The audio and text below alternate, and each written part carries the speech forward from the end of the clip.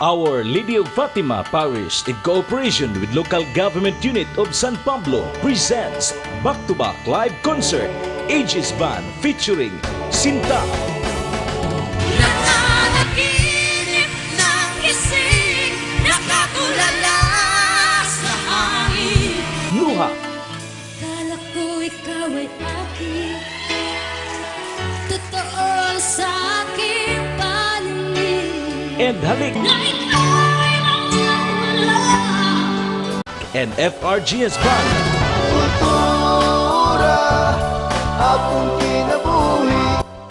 On May 4, 2011 at San Pablo Municipal Gymnasium.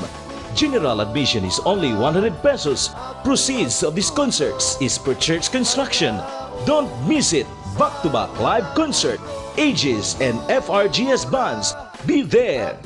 And there will be also a rap show in the morning featuring Rap Pagadian Clan, Pagadianos Pride, and Pagadian Republic. And Battle of the Band in the afternoon featuring from different bands in Western Mindanao.